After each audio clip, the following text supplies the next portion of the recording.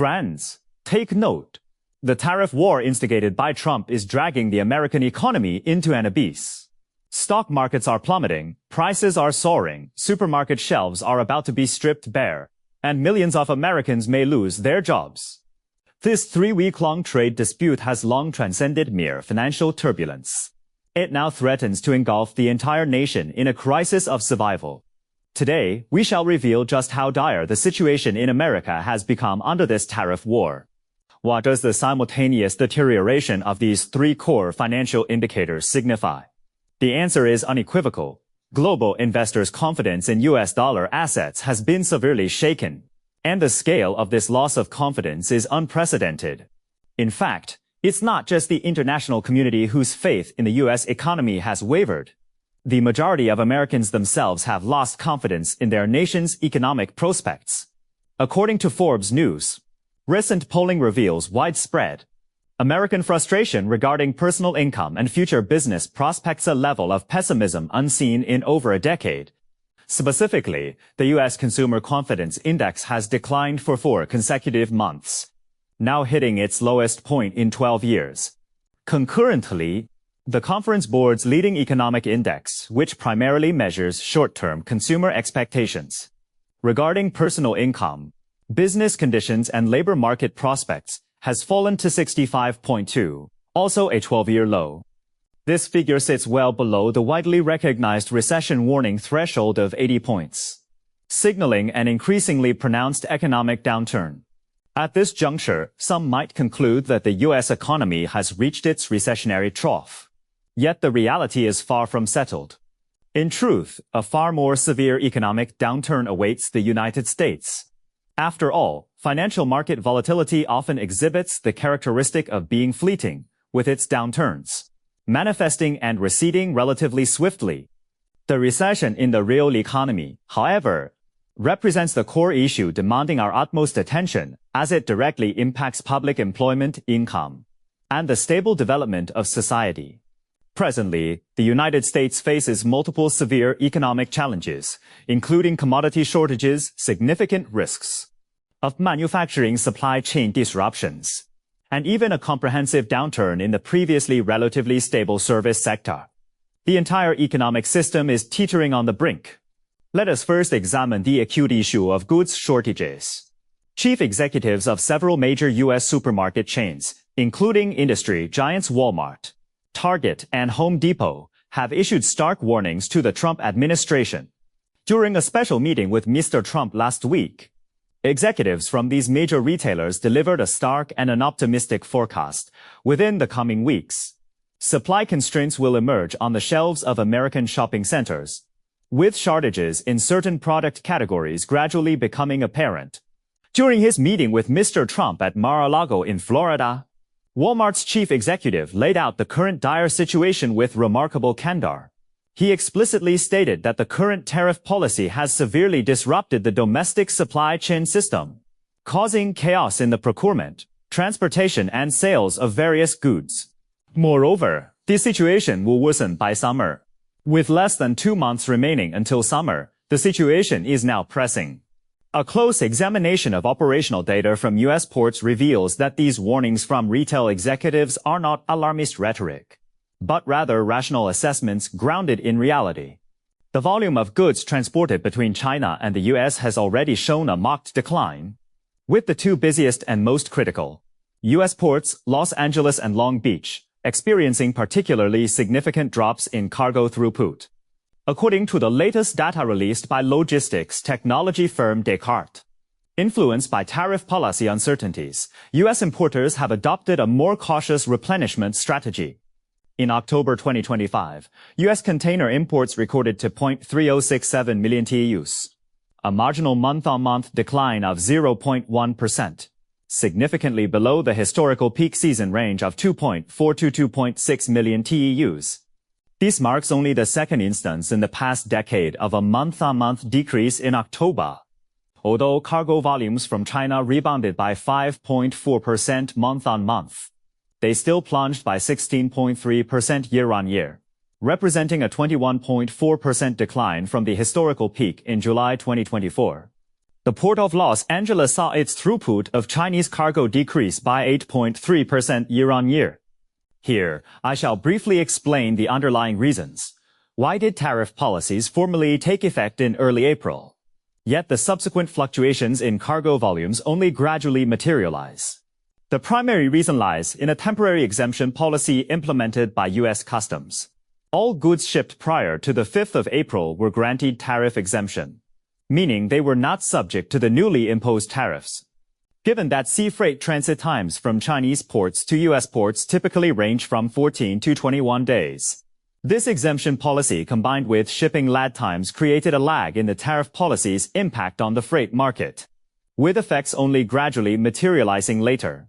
Furthermore, while the Red Sea crisis since 2025 has not caused systemic congestion at U.S. ports, it has further heightened supply chain uncertainties. The contraction in import trade delivers profound and multifaceted impacts upon the U.S. economy. In terms of overall trade volume, the annual scale of goods imported from China is substantial, with the vast majority transported to the United States by sea. Upon entering the U.S. market, these Chinese imports generate substantial sales revenue through distribution by various levels of retailers. Consequently, should Sino-US trade be severely disrupted by tariff policies, while China may appear to suffer greater losses in export sales, the reality is that relevant U.S. industries would face declining sales and compressed profits. The economic damage to the United States would be equally substantial. Should the United States persist with its tariff policies against China, we shall witness substantial direct economic shocks to the American economy. Under such pressure, thousands of domestic enterprises will face bankruptcy due to soaring costs, order losses, and broken capital chains. Simultaneously, millions will lose their jobs, confronting the crisis of unemployment. Friends, this is by no means alarmist rhetoric, but a rational assessment grounded in current economic realities. We must remember that international trade is inherently mutually beneficial. Within the globalized economic system, nations' economies are interdependent and mutually reinforcing. The damage inflicted upon China in a trade war will, when transmitted back to the United States, exhibit an exponentially amplified impact. Moreover, what we have outlined thus far pertains solely to direct economic losses. The indirect damage triggered by trade wars is often far more substantial and profound in its repercussions. Consider the logistics sector. Fluctuations in port cargo volumes signify not merely reduced port operational revenues, but also a cascading decline in business volumes across the entire logistics transport network extending from ports to cities. Nationwide, the entire logistics supply chain would be severely impacted. Let me present this chart illustrating the trend in truck departures from the Port of Los Angeles. The green line represents the trajectory for 2024. You can clearly observe two distinct troughs on this green line, one occurring in December, primarily influenced by the U.S. Christmas holiday period, during which logistics demand naturally experiences a temporary dip.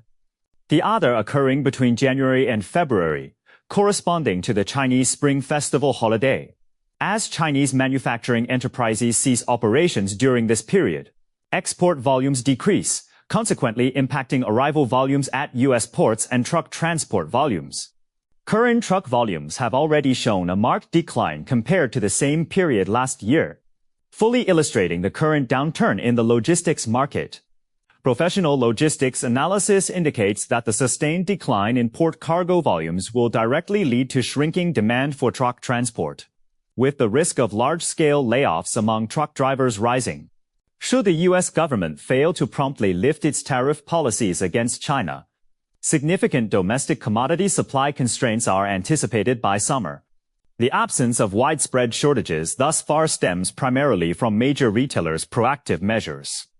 Anticipating potential impacts before the 2nd of April tariff implementation, these businesses intensified procurement and stockpiling efforts, bolstering inventories to mitigate potential supply chain disruptions. However, corporate inventory capacity is finite. As time progresses, stockpiled goods will be depleted, while new supplies cannot be replenished promptly or in sufficient quantities due to tariff policies. Consequently, subsequent supply constraints will intensify and prove increasingly difficult to alleviate. Once these impacts fully materialize, the repercussions for the U.S. economy and public welfare will be profound. It is worth noting that while large corporations, with their substantial financial resources and sophisticated warehousing facilities, can indeed mitigate tariff impacts through pre-stocking strategies, what of the small and medium-sized enterprises? The vast majority of SMEs simply lack such resilience. Statistics indicate that Chinese imports sourced by American SMEs account for 41% of total U.S. imports from China. These businesses rely heavily on high-quality, cost-effective Chinese goods to sustain their operations. Should they lose access to these imports or face substantially increased import costs, they would face the prospect of closure. To illustrate with a concrete example, a recent industry report from the U.S. toy sector reveals that 96% of American toy companies are SMEs. Due to the U.S. government's tariff policies, nearly 50% of these toy enterprises will face bankruptcy within the coming months. In terms of import dependency, 80% of toys in the U.S. market are sourced from China. China accounts for over 70% of global toy production, occupying a pivotal position.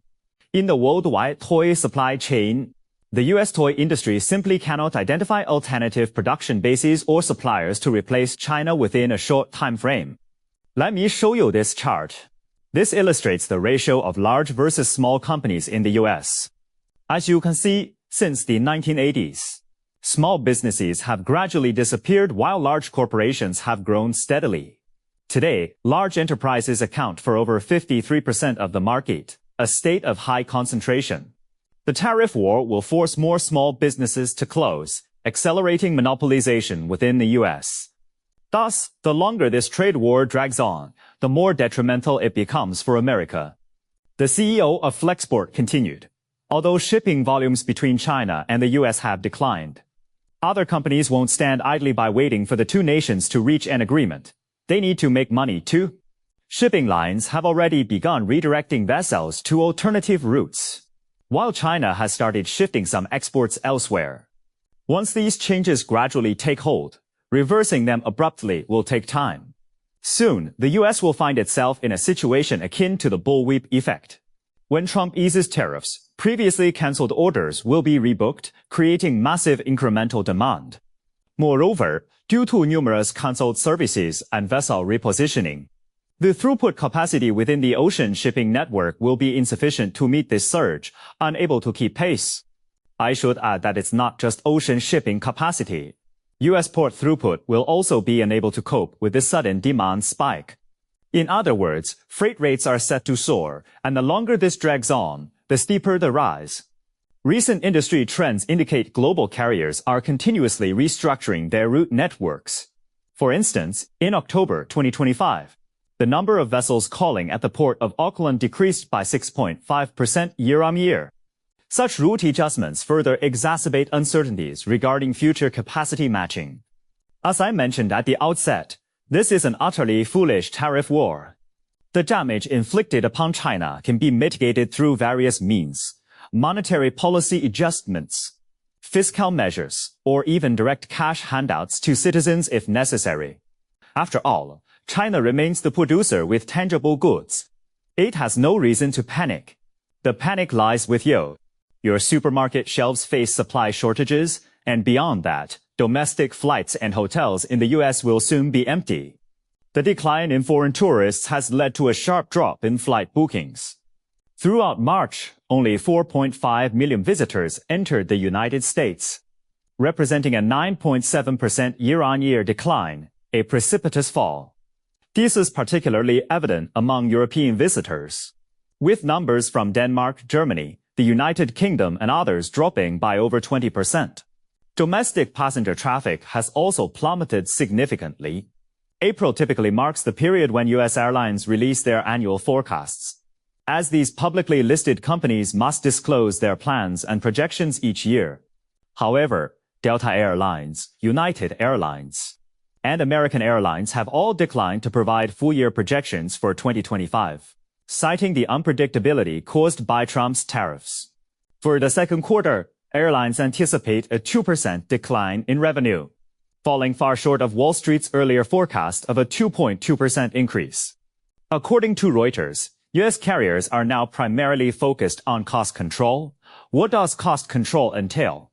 Put simply, it means reducing flight frequencies and procurement volumes.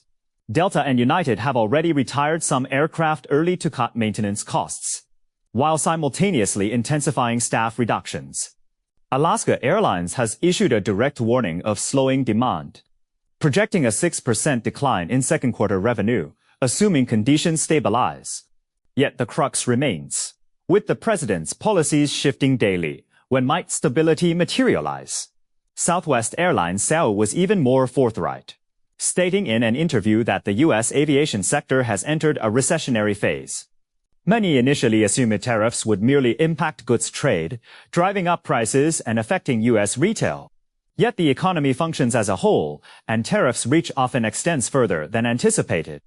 Services are equally affected, and notably, the impact on services proves swifter than on retail. On the 17th of April, the Philadelphia Federal Reserve released its Business Outlook Survey for non-manufacturing, i.e., services. The survey revealed that the overall business activity index for April continued to decline, falling from -17.5 to -26.7. This marks the third consecutive month of negative readings and represents the lowest level since May 2020, the peak of the pandemic. Turning to future expectations, the overall activity index for the next 6 months dropped to -23.0, while the regional activity index for the same period fell to -31.8. Both figures collectively indicate an anticipated economic contraction over the next 6 months, signaling a recession. Crucially, costs and prices are also highlighted. The report notes that the Business Payment Price Index rose from 36.0 to 46.5, reaching its highest level since February 2023. It is important to recall that February 2023 marked the onset of inflation during the U.S. pandemic period, suggesting that U.S. businesses are now facing significantly higher input costs. Concurrently, the Received Prices Index fell from 8.4 to -0.1, indicating that prices for businesses' own goods and services are also declining. Rising costs coupled with weak demand signal stagflation. Turning to the latest S&P 500 report released this April, U.S. business activity growth slowed to its lowest level in 16 months during April, while corporate expectations for the coming year also dropped too, their lowest point since the pandemic began. Concurrently, prices charged for goods and services rose at the fastest pace in over a year, with manufactured goods experiencing particularly steep increases due to tariff impacts. Having covered services, let us now examine manufacturing. According to the U.S. government, tariffs were imposed to repatriate manufacturing. The reasoning was that once tariffs were implemented, the American people would immediately experience the thrill of tightening bolts in factories. But what is the reality? The New York Fed's latest manufacturing index fell to -8.1 in April, marking the third negative reading this year. More significantly, the outlook for overall business conditions over the next 6 months plummeted to -7.4, the lowest level in 24 years. Moreover, the outlook for new orders over the next 6 months has plummeted to -6.6, an unprecedented low that falls below levels seen during both the 2020 COVID-19 pandemic and the 2008 financial crisis. This represents an unparalleled bleak prospect. Simultaneously, mirroring the service sector, manufacturing costs are rising, a clear signal of stagflation. In essence, both manufacturing and services now face the risk of stagflation. Of the goods the U.S. imports from China, 37% are intermediate goods extensively utilized across manufacturing sectors such as machinery, tools, and the automotive industry. For instance, consider this chart illustrating China's dominance in the new energy supply chain. It accounts for over 80% of global battery separator production, 90% of battery electrodes, 80% of battery cells, and over 90% of battery cathodes and anodes. Consider the electronic devices around us. Which one can function without batteries? Without China's supply chain, what manufacturing could you possibly achieve? I simply cannot fathom how imposing tariffs on China amounts to undermining one's own manufacturing sector. Just the other day, U.S. Treasury Secretary Benson spoke again, accusing China's economy of being distorted and unbalanced. Frankly, I wonder whether anyone in Trump's team truly comprehends international trade. Trade is mutually beneficial. Neither buyer nor seller is inherently disadvantaged. His pursuit of trade balance with every nation is sheer folly. Let me illustrate. Suppose I am a steamed bun seller. I must purchase flour from a mill to make buns, which I then sell to earn income. So, am I at a disadvantage because I have a trade deficit with the flour seller? Must I achieve trade balance with them? Must I sell my steamed buns to them specifically? What if they simply don't fancy steamed buns? If I sell my steamed buns to a shoemaker, must I then purchase an equivalent quantity of shoes from him? What use would I have for so many shoes? Such a trade might appear balanced, but it is fundamentally a lose-lose situation. Humanity invented currency precisely to resolve these mutually detrimental scenarios, enabling the unimpeded exchange of goods so everyone can obtain what they need, thereby improving all lives. The same principle applies to trade between China and the United States. What appears as bilateral trade between two nations is inseparable from the broader context of global commerce. Tesla purchases batteries from China to build electric vehicles sold across Canada, Europe, and indeed worldwide. What seems like a trade deficit with China actually enables greater profits elsewhere through this deficit. Forcing every nation to run a zero surplus with you would effectively compel them to abandon the US dollar. Consider whether this holds true. If Sino-US trade were perfectly balanced, China would hold no surplus dollars. If US-Japan trade were equally balanced, Japan would hold no surplus dollars. How then would China and the US conduct trade? What would they use for settlement? Sino-Japanese trade cannot simply cease, can it? They would inevitably seek alternative currencies for settlement. What would be the ultimate outcome? It would inevitably be de-dollarization, and one forced upon them by your actions. I wonder whether Trump's team truly comprehends this. The trade deficit is not the root cause of the problem, merely a surface symptom. The root cause lies in America's deindustrialization and shift away from the real economy towards financialization. If you wish to reduce the trade deficit, what you need is economic transformation. The trade deficit will resolve itself naturally. Imposing tariffs not only fails to solve America's problems but will exacerbate them. More alarmingly, the ripple effects of the tariff war have begun infiltrating the bedrock of American livelihoods, the housing market. The National Association of Realtors' latest data reveals that the median price of existing home sales in April fell by 3.1% year-on-year, marking the steepest annual decline since 2012. While the inventory turnover period extended from 3.2 months to 4.6 months. Beyond the impact of high interest rates, tariff-induced price hikes for building materials have compounded the difficulties. The Building Materials Suppliers Association of America reports that tariffs have increased import costs for core materials like Chinese steel and aluminum profiles by 27%, accounting for over 35% of new residential construction costs. Numerous small and medium-sized builders have suspended development of mid to low-end residential projects, citing uncontrollable costs rendering them fundamentally unprofitable. For ordinary Americans, already elevated house prices face further pressure, with the rental market tightening accordingly. Rents rose by 4.8% year-on-year, outpacing inflation and further squeezing household consumption capacity. The plight of the agricultural sector offers a stark illustration of the backlash effect of the tariff war. The U.S. Department of Agriculture's Crop Outlook report released in late April revealed that retaliatory tariffs imposed by China on American agricultural products have led to year-on-year declines in export orders for U.S. soybeans, corn and wheat of 38%, 29% and 17% respectively. Mark Johnson, a soybean farmer from Iowa, expressed his frustration in an interview with local media. At this time last year, I had already secured substantial orders from China. This year, I haven't even received any inquiries. Tariffs have rendered our soybeans utterly uncompetitive in the international market. Now they're just piling up in warehouses, waiting for prices to fall or for them to rot. Worse still, the unsold agricultural products have triggered a chain reaction. The U.S. agricultural loan default rate climbed to fall 0.2% in April, the highest level since 2016, with many small and medium-sized farmers facing the risk of losing their land.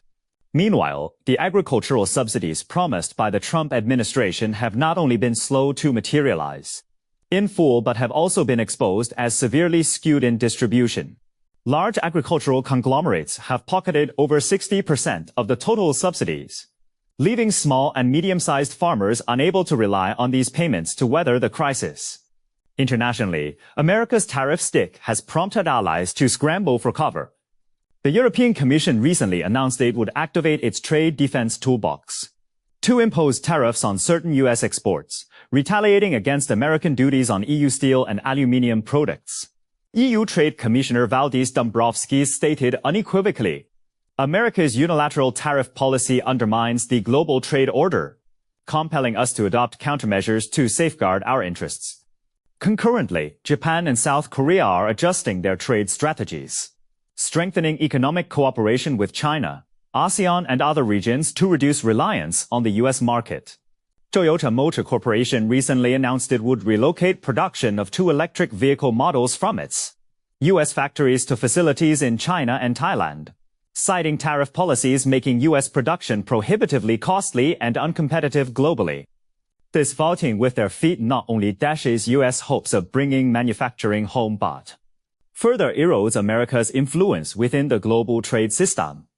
Ironically, the domestic industries the Trump administration sought to protect through tariffs now find themselves in a more precarious position. Take the U.S. electronics manufacturing sector. Its reliance on Chinese imports for core components like chips and displays has seen tariff-induced import costs surge, raising production expenses by an average of 18%. Disruptions to global supply chains have prevented many U.S. electronics firms from fulfilling orders on time, resulting in customer attrition. A survey by the Electronic Industries Alliance revealed that 35% of U.S. electronics companies reported losing customers in April, including suppliers to major corporations such as Apple and Dell. These firms have indicated that should tariff policies persist, they may be compelled to relocate production overseas to circumvent tariff risks. For ordinary Americans, the pain of the tariff war has shifted from anticipation to reality, beyond tight supermarket shelves and rising prices. A chill is spreading through the job market. U.S. Department of Labor data shows that in April, U.S. manufacturing added only 12,000 new jobs, far below the market expectation of 30,000. Sectors heavily impacted by tariffs, such as logistics and retail, are already showing clear signs of layoffs. At logistics parks near the port of Los Angeles, numerous lorry drivers have received redundancy notices. Driver Zhang Wilson remarked, "I've been driving lorries for 15 years and never witnessed such a quiet scene. Previously, I made 2 trips daily, but now I can only manage 3 per week. My employer indicated that if this persists, redundancies will be necessary next month." For low-income households, rising prices have further compounded their hardships. Data from the Bureau of Labor Statistics reveals that U.S. food prices increased by 5.3% year-on-year in April, while energy prices rose by 4.1%. These increases in essential goods have substantially eroded the disposable income of many low-income families. All signs indicate that Trump's tariff war has dragged the U.S. economy into a recessionary quagmire, with its repercussions deepening by the day. History has repeatedly demonstrated that trade wars yield no winners. The Trump administration's attempt to achieve America first through unilateral tariff policies will ultimately exact a heavy price from the United States itself. The global trade system functions as an organic whole. Any unilateral disruption will trigger chain reactions, undermining the stability and development of the world economy. For the United States, the most urgent course of action now is to abandon the misguided practices of unilateralism and protectionism, return to the track of multilateral trade negotiations, and work with all nations, including China, to uphold the global trade order. This represents the sole avenue for salvaging the American economy. Should the Trump administration persist in its obstinate course, the American economy will face not merely a short-term recession, but a prolonged decline.